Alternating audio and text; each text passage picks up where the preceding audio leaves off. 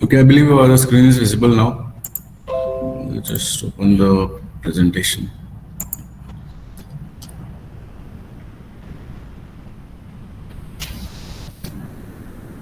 Please check, is the screen visible?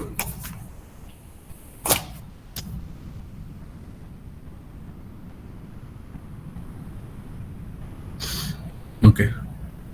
So going ahead, as I said, when we are working with CLR and LLR parsers, there are the first two steps are common. That is augmenting the grammar, and second step is constructing the canonical collection of LR1 items. The third step will be different. That is constructing the parsing table, and fourth step is again the same for all four parsers. That is parsing of the input string. So now to start with,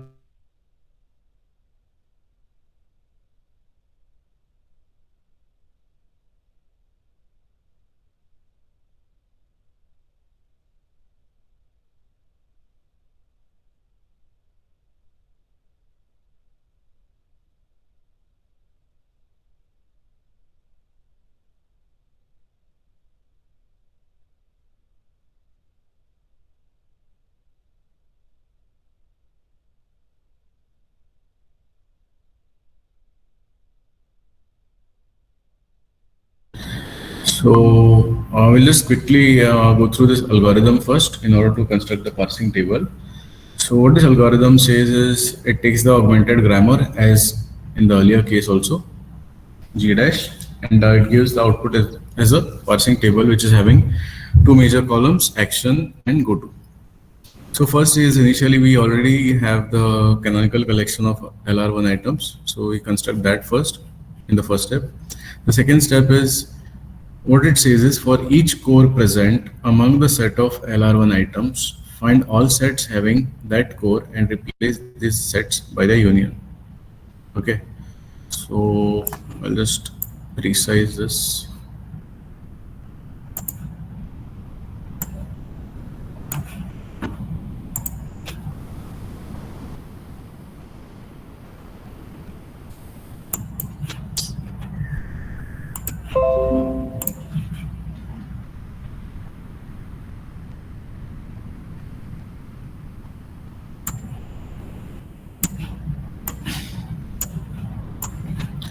So now what we'll do is we'll take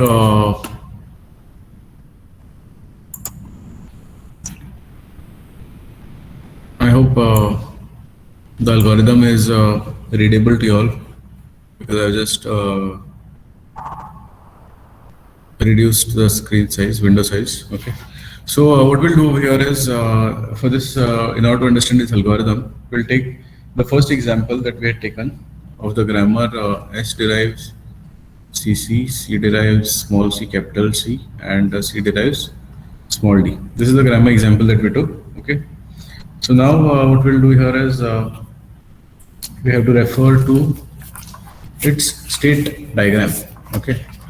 Now, in order to understand this, I think I'll have to draw the state diagram again. So I won't draw the entire state diagram. I'll draw two states out of the 9 states. Okay, I'll take I3. In I3 we have CQ small c capital C, comma C or D.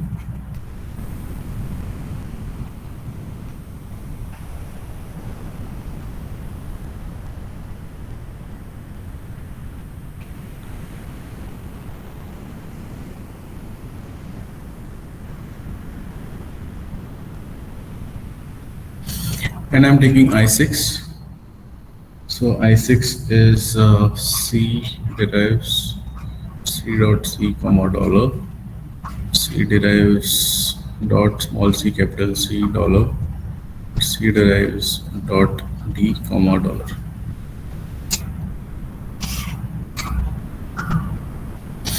Okay. First thing is I'll just confirm with you all again. Is it visible now? I'm sharing both, that is the PPT and the whiteboard simultaneously. Is it visible?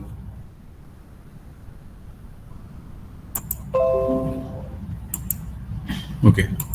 So now what we are trying to do is we are trying to figure out how this algorithm works and how it, of course, differs also from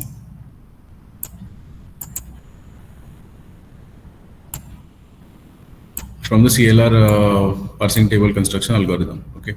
So what I have done over here is I have drawn these two states I3 and I6. Now, first, before we switch to the algorithm, let's try to figure out what is it that we have considered these two states. Okay. So we can see that in these two states, the core items, I had already explained to you all in Saturday's class, saying that if we have an item of this form, A derives alpha dot, or A derives alpha, something like say dot alpha, okay, comma, say something like A. Then this particular part is called as core, and this part, whatever comes after the comma, that is a look ahead. Okay. So now what we need to do is, what it says, second step, for each core present among the set of LR1 items, find all sets having that core and replace these sets by the union.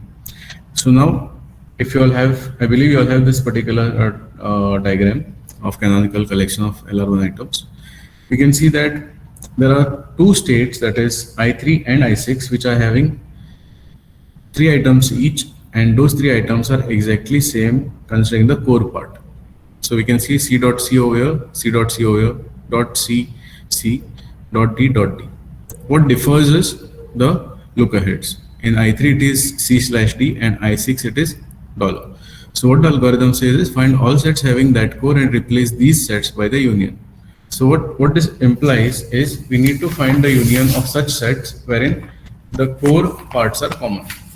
So, and we have to find the union of those particular sets. So finding the union of those particular sets means, I'll just write down here, it is taking the common cores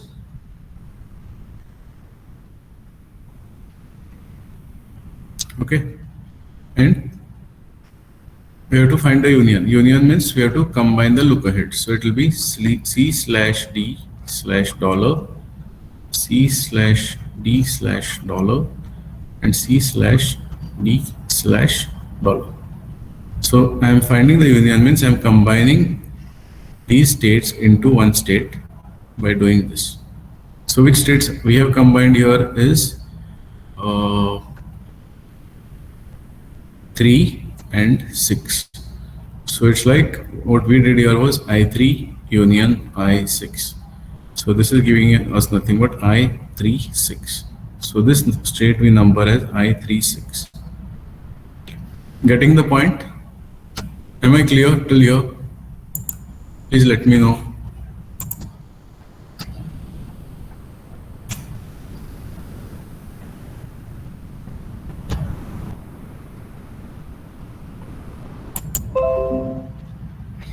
When do we do this? Okay. See, first thing is this we do in order to construct the parsing table. Okay. This is a part of the parsing table construction. You can see the PPT which I have shared, the slide which I have shared, it says it is construction of parsing table algorithm, right? So it is a part of the parsing table construction, wherein what we do is we look at the state diagram that we already have. We look at all the states and we try to figure out states which have items having common cores. So here we can see that states 3 and 6 are having items which are having common cores. C dot C, dot CC, and dot D. Okay, and all of them are generated from capital C. The only thing that differs is they are differing by the look aheads. So what we do is we combine both of them. So by combining both of them, what we did was we just wrote the core part only once, and we found the actual union of the look aheads. So it was like finding the union of C, comma D, comma dollar. So these three became the look ahead. So which are given by C or D or dollar. Okay, and that's how we got this. Now since we have found the union of these two states, we represent this particular state as numbered as I36, where 3 is representing state 3, 6 is representing state 6. Okay. The next thing that we do over here is,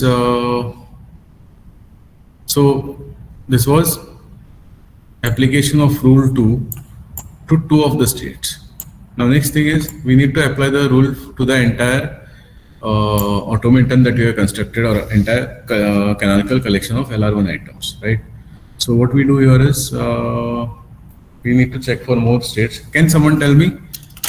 So from there I'll be able to figure out whether you all have understood or not. Can you tell me which are the other states which are having common cores?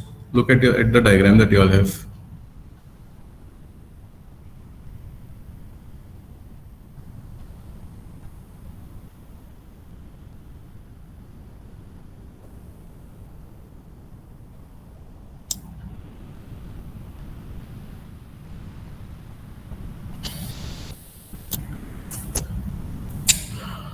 I4 and I7. Okay. I4 and I7. So let's make a note of what is I4. I4 is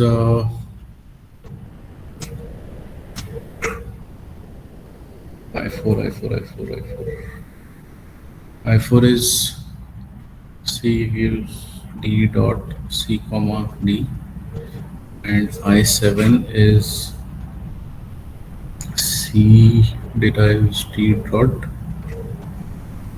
dollar. Okay, this is I7. So you have to find the union of these two. So we get I47, which is nothing but C gives D dot C or D or dollar.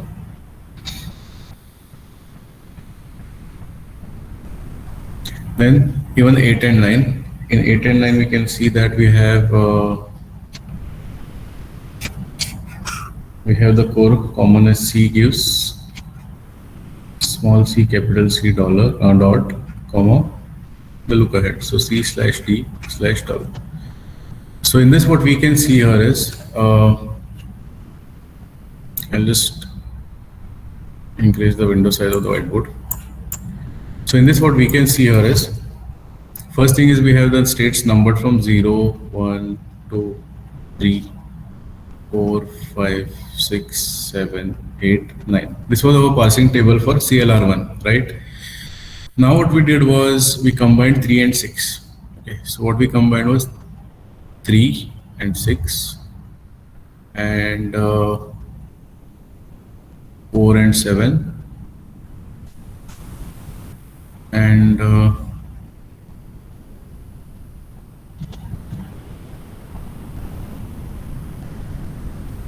8 and 9. Okay, so we have combined these two. We have combined 4 and 7, and we have combined 3 and 6. So the number of states will be reduced now. So the states that we will be having is 0, 1, 2. Now 3 and 6 have been combined together. So the way we write will be, the state number will be written as 3, 6. Then 4 and 7 is combined. So 4, 7.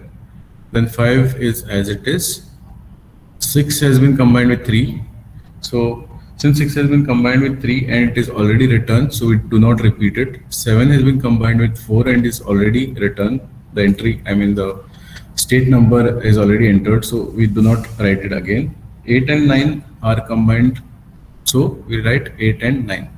So now these will be the number of entries in our parsing table. So how many we got is 1, 2, 3, 4, 5, 6, 7. Okay. In CLR we were having 9 states, and in LALR1 we have 7 states. So 9 minus 7 is equal to 2.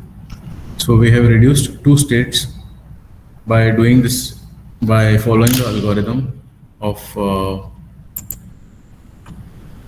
LALR. Okay. So we'll just go through the algorithm now again. I've shown you all what we are doing in the step number 2.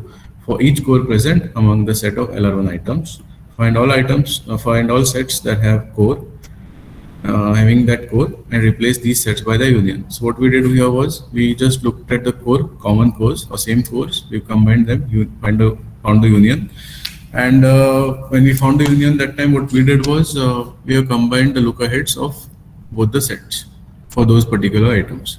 The third step says that let C dash equal to J0, J1, so on till Jm be the resulting sets of LR1 items.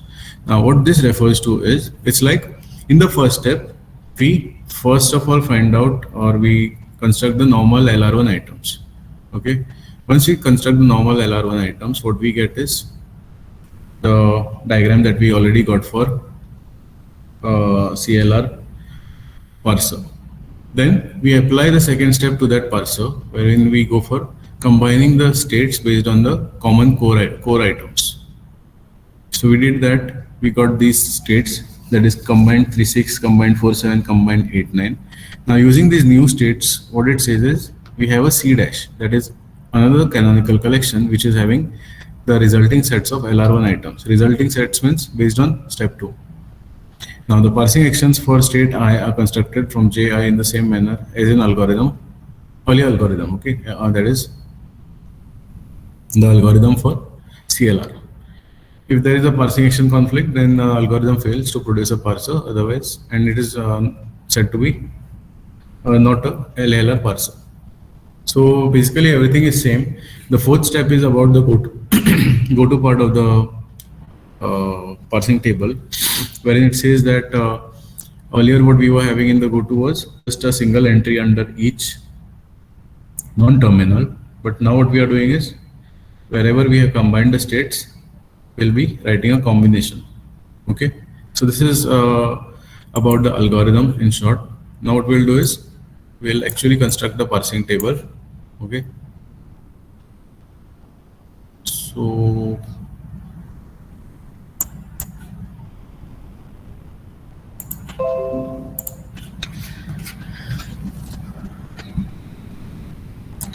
okay, so in this particular LLR parsing table, okay, how do we write this? I think so. Anisha had asked. So when we are writing the solution, first thing what we did was we augmented the grammar. Second thing what we did was we constructed the LR1 items. This we did. Now what we do over here in this particular parser is we have to construct the parsing table. Okay, but in order to construct the parsing table, in this parsing table part, what we have to do is we have to do this. We have to find the common states. So the way we can write is, we can say that I3 and I6 have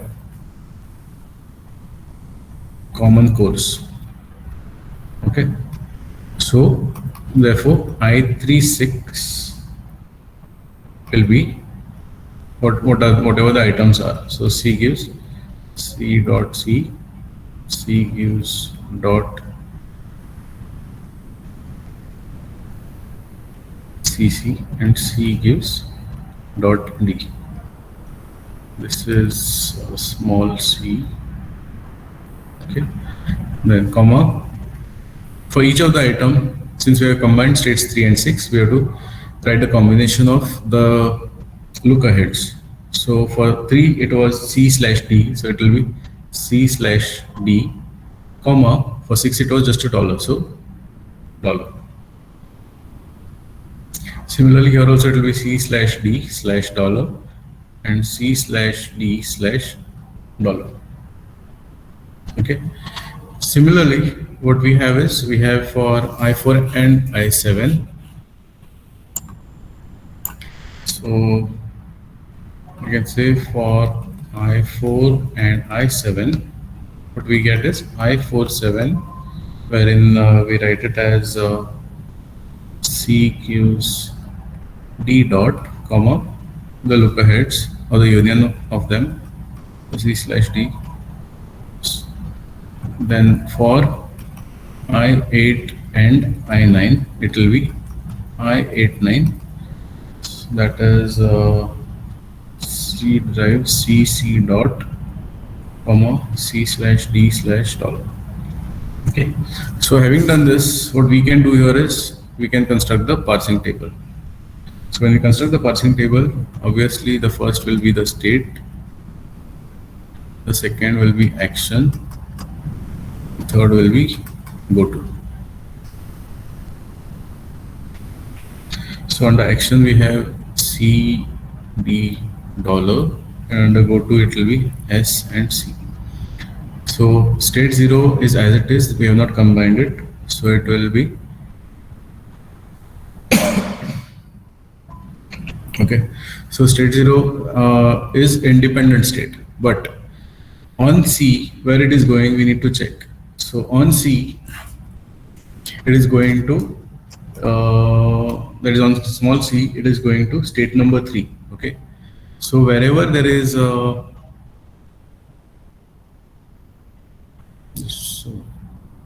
a minute. Okay, so now what we need to do is we need to make entries under each of them, right? Now on on small c it is going to state number 3.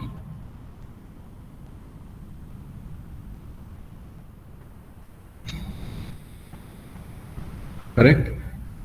So 3 is no longer available because we have combined 3 and 6 together. So what we do is the entry that will be made over here will be S36. In short, if you all have clearly understood the CLR parsing table, and if you all have your CLR parsing table for reference over there, wherever there will be entries for 3, we'll be writing it as 36, and wherever there will be entries for 6, we'll be writing it as 36. So wherever 3 and 6 occur independently, they will be writing the union of 3 and 6, that is S36. Similarly, then on a small d it is going to 4, so this will remain S4 as it is. Then on capital S it goes to 1, capital C it goes to 2. Then we go to state 1, this will be accept as we have earlier done. Then state 2, from state 2 we can see that it goes to state 5 on capital C. Then it goes to state 6 on small c. Now since it is going to state 6 on small c, and 6 and 3 we have combined together, so it will become S36. Then on D it goes to state 7, so this will become S7. Now when we are making an entry for 6, it will be written as 36 over here instead of just 3.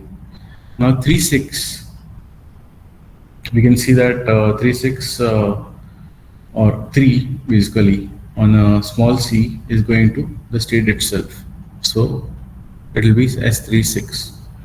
Then on small d it goes to state 4. Since on small d it goes to state 4, what we write here is S47.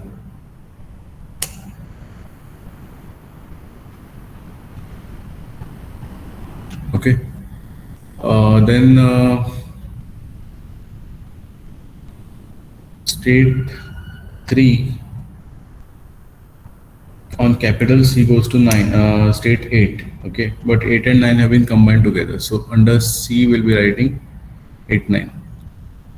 Okay, so only 3 entries. Then we go to state number 4, but 4 has been combined with 7, so we'll be writing it as 47. So 47 means we have to look at state 4, but in state 4 there is a reduce entry.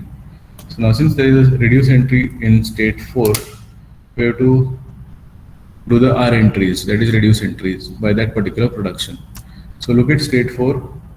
So state 4 is a combination of basically 4 and 7 over here right now. So in 4 and 7 both have the same cores. So it is production number 3. So it will be R3. But now R3 will be under the look ahead symbols that we got upon combination. Now the look ahead symbols are C, D and dollar. So R3 will be coming under C3, will be coming under C, D and dollar. And next is state number 5. State number 5 means it will be state number 5 will be the it is corresponding to first production, and there is a dollar, so it will be R1 under dollar.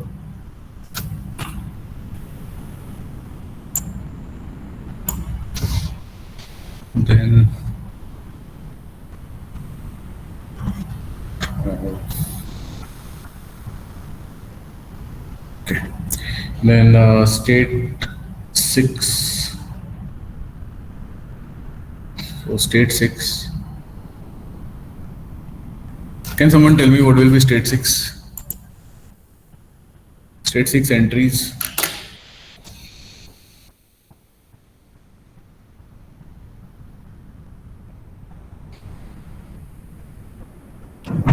What will be the entries for state 6?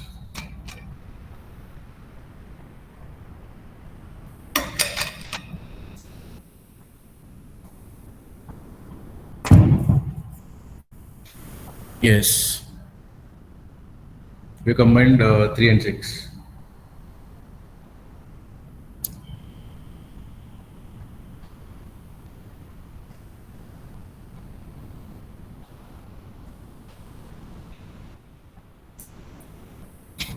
That's what I was trying to figure out now.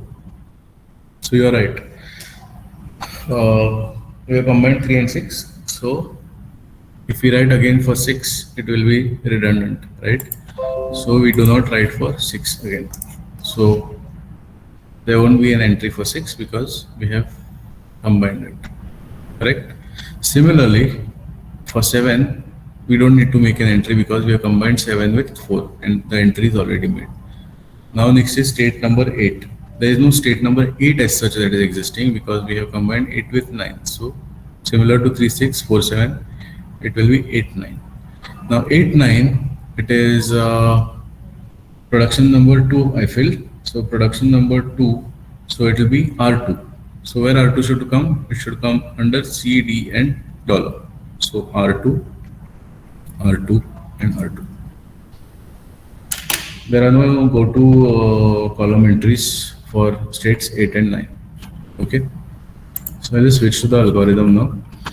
So going through the algorithm, what it says is, first we have to construct the LR1 items as it is, the way we did for CLR parser. Then what we do, we find the common cores, items having common, states having items with common cores. Wherever we find common cores, we combine or we find the union of all those states, okay, with those common cores. Now here in this case, we got just 2 states having common cores, 3, 6, 4, 7, 8, 9. There is a possibility that there can be more than 2 states having common core items. So that is also possible, okay. So in short, we need to scan the entire LR1 item set collection to figure out the common cores. Once we do that, we have to find the union the way we just found out. Finding the union is very simple. Just write the core part of the items only once and combine the look-ahead symbols for each of the item. So that's what is nothing but replace these sets by the union.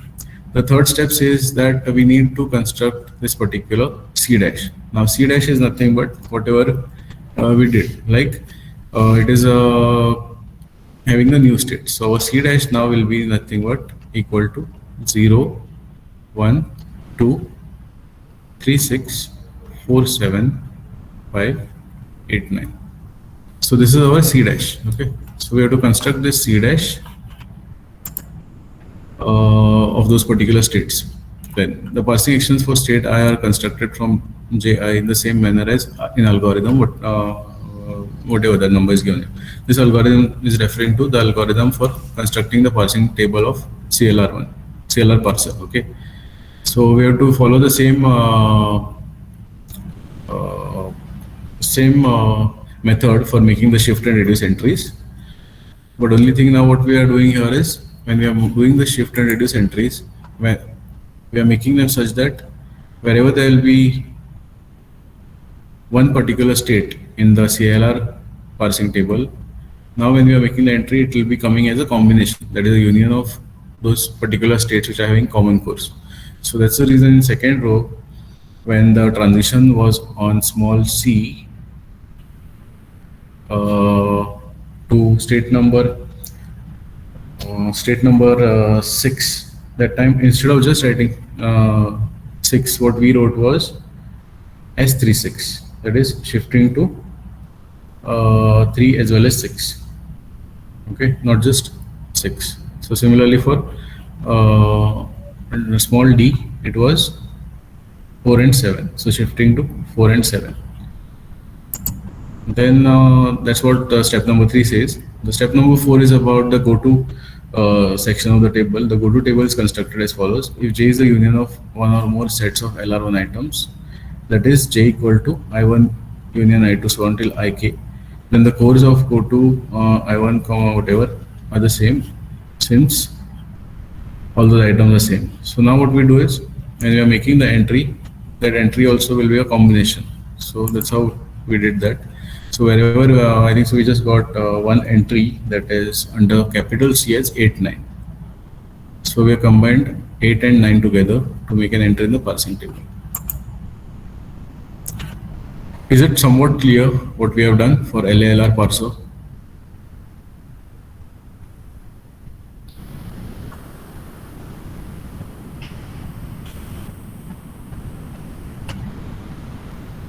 Can you apply this steps to the second example that we have done under CLR, and let me know whether you all are getting it.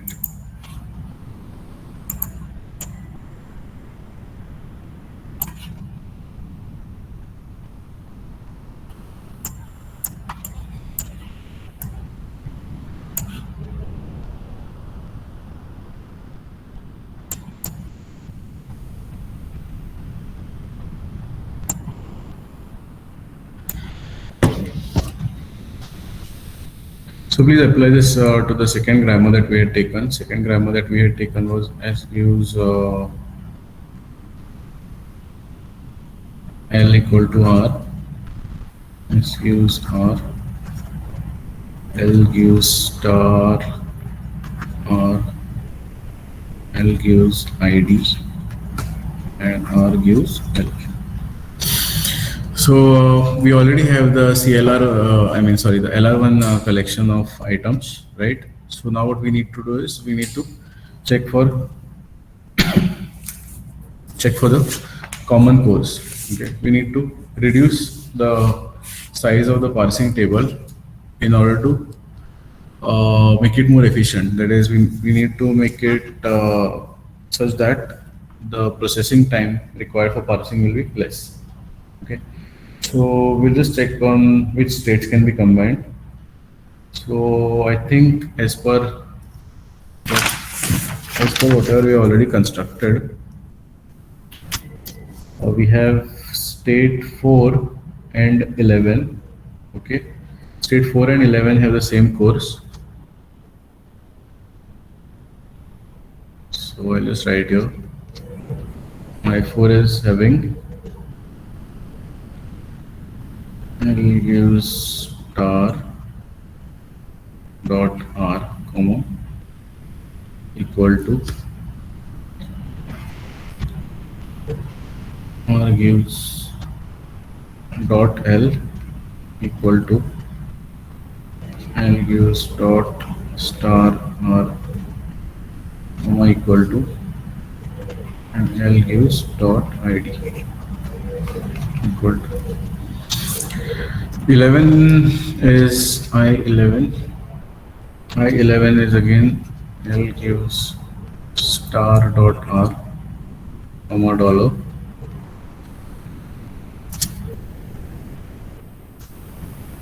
R gives dot L comma dollar.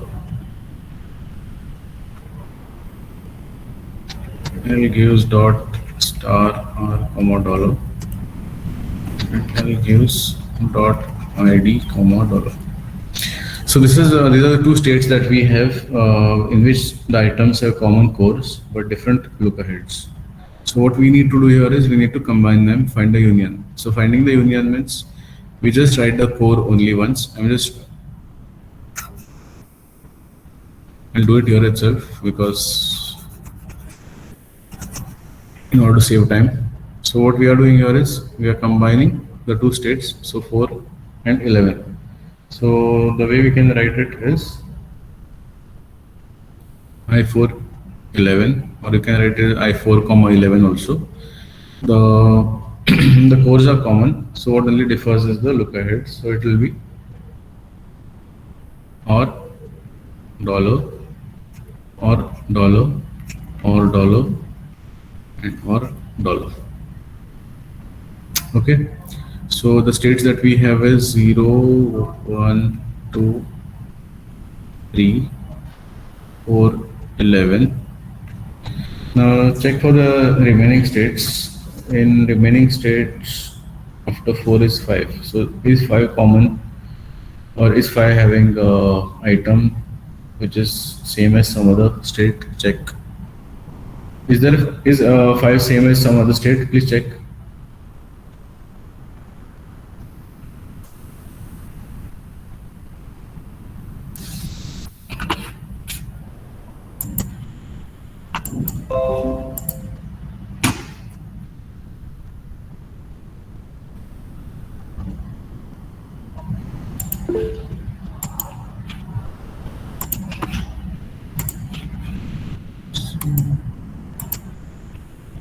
So 5 and 12 are same, right?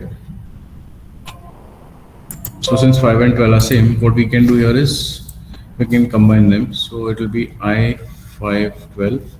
So 5 and 12 is a simple one, a single item. I'll give ID dot comma equal to, this is for 5 and 12 is having the look ahead as dollar. So equal to or dollar. Okay. So 5 and 12 also have been combined. Then 6, look at 6. 6 and none of the states are having same items. Go ahead. 7. 7 is same as 7 is same as I think 13. So it will be I7 13, which is L gives star R dot comma equal to or dollar. Okay, and any other states, please check. We have more states, right? 8 9 10 11 8 9 8 9 10 11 we cannot consider because 11 is already combined. 12 also we cannot consider. So 8 9 8 9 10 and 13 is remaining, I think. Gayatri is saying 8 and 10. 8 and 7 and 13 is combined. So 8 and 10. 8 and 10 means 8 is Farad, 8 10. 8 is R gives L dot and 10 is R gives L dot. So look ahead equal to of 8 or dollar. Okay, so equal to and dollar. Okay, so I think we combined how many states? 4 11 5 12 5 12 7 13 and 8 10. So we combined, we have 4 pairs, right? So now just to make a note, our C dash as per the algorithm that we have 0 1 2 3 till here it's fine. Then 4 gets combined with 11, 5 gets combined with 12, 6 remains as it is, 7 gets combined with 13, 8 gets combined with 10, 9 no, so 9 will remain as it is. 10 is already combined, so we do not repeat it. 11 is already combined, 12 is already combined, so that's it. So 1 2 3 4 5 6 7 1 2 3 4 5 6 7 8 9 10. So the total number of states will be equal to 10 as compared to 13, which was for CLR parser. So the number of states we have reduced from 13 to 10. So 3 states are reduced. So that much of processing time will be less. Okay. Are we fine with this? Would you all be able to make the entries in the parsing table? So what we have to do over here is, I'll just show you in brief. What we are supposed to do here is, we have combined 4 and 11. So 0, 1, 2, 3, 4. So instead of just writing 4, it will be 4 and 11. Then in 4 and 11, under star, that is under star, what we'll be writing is, suppose if we have star over here, under star what we'll be writing is S4 11. Okay, then under ID we'll be writing it as S5 12. Why we are doing this? Because from state 4 on star, okay, from state 4 on a star, it goes to 4 itself, but 4 is already combined with 11, so by default what we do is we write 11 also along with 4. On ID it goes to 5 from state 4, so since 5 is there, along with it 12 will come. Okay, then on capital L it goes to state number 8. So if I write L over here and R over here, it goes to state number 8, but 8 has been combined with 10, so it will be 8, 10. Similarly, on R it goes to state number 7. 7 and 13 have been combined, so it will be 7 and 13. I feel it will be preferably, especially under the non-terminals, it will be preferable to put commas. Okay, put comma separated, separate them by commas. So 8, 10, 7, 13. So this was about 4. The next is 5 and 12. So now when we are doing for entries for 5 and 12, what we have to do here is we have to check for 5 and 12. 5 and 12 are having the core common. So the core is L gives ID dot. So it is a reduce item or a final item corresponding to production number 4. So it will be R4. But where should R4 come? So R4 should come under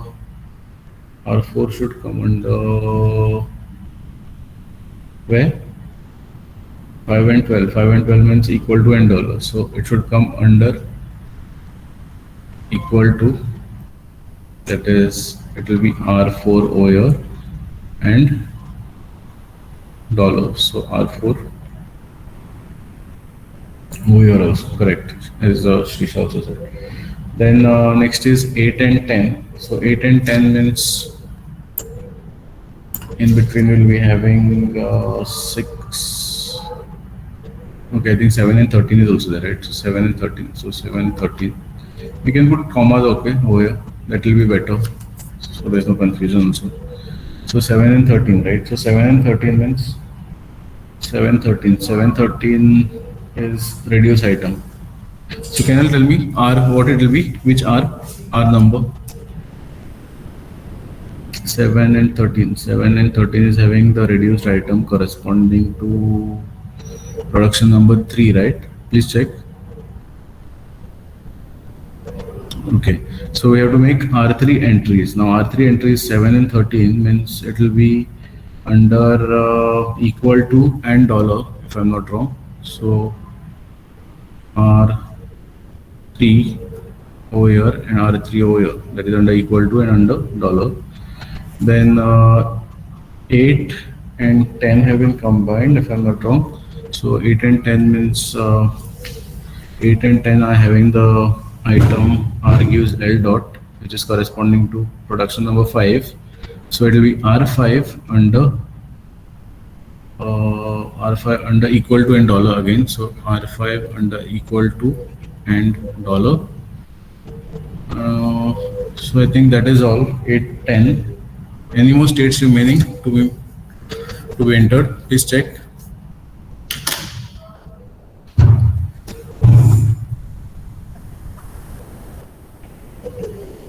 Please check which state is remaining to be entered.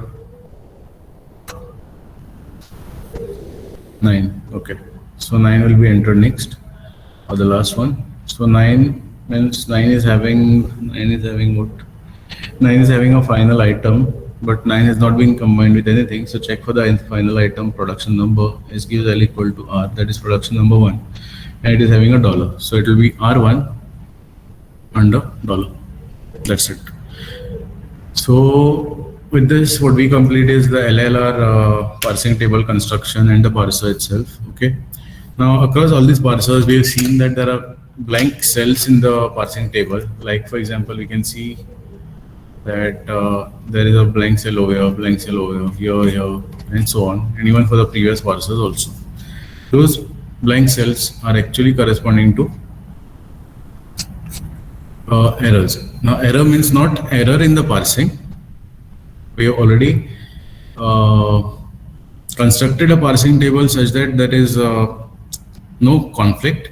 If you all have seen for both the grammars that we solved right now, there are no conflicts at all. There is no SR, there is no RR conflict also, which implies that the string can be parsed successfully. So if you take the example strings for these grammars, then the strings can be parsed successfully. Now, when we say these cells are corresponding, blank cells are corresponding to error means they are, it's about the error detection capability of the parser. Okay, so they are corresponding to the error detection capability of the parser, as it is said. Okay, so that is all about these parsers. So just to quickly brief you all, till now what we have covered in the syllabus is we started with bottom-up parsers, right? First we did was the shift reduce parser. Then we did was the operator precedence parser, also called as OR parser. Then we started with the LR parser series, in which we did LR0, SLR1, CLR parser, also called as LR1, and lastly what we did was LALR parser. These two require LR0 collection of items, and these two require LR1 collection of items. Okay, so in this, if you study the how to construct LR0 collection of items, what differs is the construction of parsing table for these two. Here you require to construct the LR1 items, and what differs is the construction of the parsing table. The fourth step for all these four parsers, okay, I'm talking about the LR category of parsers, the parsing of string algorithm remains common. Okay, so with this we finish with the bottom parser. Tomorrow for offline class I'll be starting with top-down parser. Top-down parser, there is only one, which is called as predictive LL1 parser. Okay, so please see that I'm requesting you all, please see that you all come prepared with finding first and follow for top-down predictive LL1 parser. It is very important to know first and follow thoroughly for this particular parser, because we require both. We require first as well as follow for that particular parser, and without that it won't be possible for me also to proceed, because you all also have to cooperate. Okay, so yeah, that is all for now. In case of any difficulties, please let me know. So, Yeah, Tanisha, just 1 second. Please.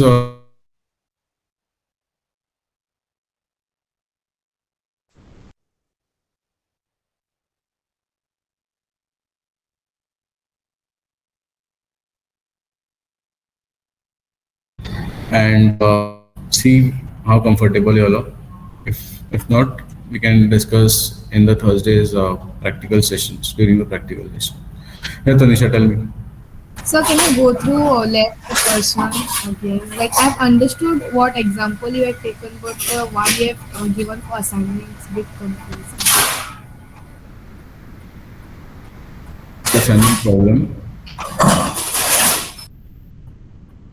See, in left recursion, what we need to do is there are two things. One is direct, and other one is direct means the immediate left recursion. Other one is called as the indirect left recursion. Okay. Now the direct or the immediate left recursion is very easy to solve, to which you just apply this particular rule, that is A derives A alpha or beta. If you have any production of this form, you replace this by A derives beta A dash, and A dash derives alpha A dash or epsilon. So doing this is very straightforward, right? There are times wherein you have multiple productions for the same non-terminal. So that's how it is: A alpha 1, A alpha 2, so on, beta 1, beta 2, and all these things. Now this is all about the immediate left recursion or the direct left recursion. Now there are cases like, for example, the assignment problem wherein there are productions which have indirect left recursion. Now, indirect left recursion, I've already explained to you all how it is. Now, with regards to such cases, what is to be done? Now, for example, I don't have a grammar right now over here, but let's assume that we have something like this, okay, and something like this. Okay, let's say that is production number 1, production number 2. Let's assume that there is indirect left recursion. What you can do here is you can substitute either 1 in 2 or 2 in 1, however it is, and solve it. Now, again in this also, that is in case of indirect left recursion, there are certain grammars or there are certain productions in which you can directly eliminate the other production which you have substituted, but it depends whether that production is being used somewhere or not. If it is not required anywhere else, that is just by substituting it can be combined, then you can directly eliminate it. Or there are certain grammars in which you need to retain it also. Okay, I think probably here it may not be possible for me to explain at this point of time. Should I explain to you all on Thursday? Okay, fine. So I'll explain to you all on Thursday, definitely. I'll solve that assignment problem also, and if possible, we'll solve some more problems of that sort. Okay. For now, we'll stop. That's all for today. Thank you.